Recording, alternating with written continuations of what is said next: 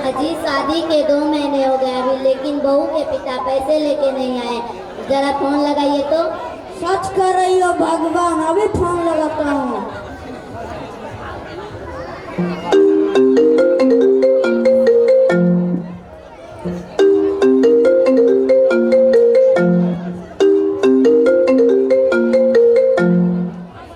समझी जी, प्रणाम।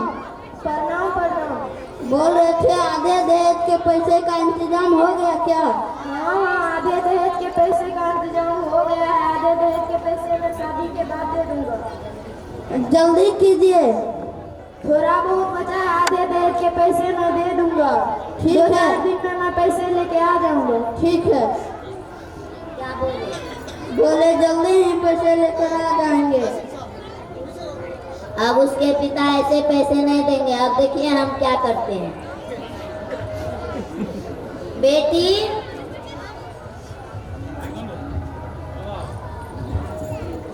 हाँ माँ।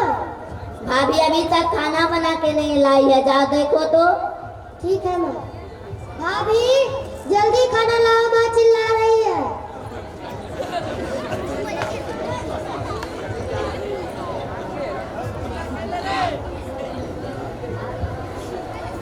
अरे वाह भाभी, इतनी जल्दी खाना बन गई। कहाँ खाना बना है? दाल में तो सिर्फ पानी ही पानी नजर आ रहा है। अच्छा जरा हम भी देखें तो।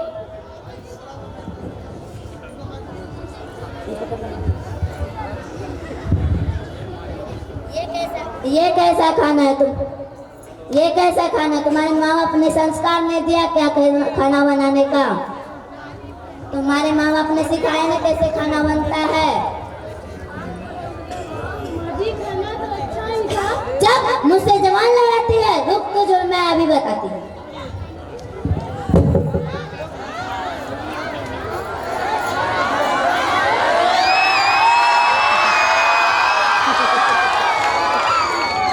और इस तरह ससुराल वाले से तंग आके मासूम सी गुड़िया रोने लगती है और इस भावुक पल में उसको अपने पिता की याद आने लगती है और पिता को याद करके गुड़िया रोने लगती है। तो अब आइए देखते हैं गुड़िया अपने पिता को किस प्रकार याद करती है।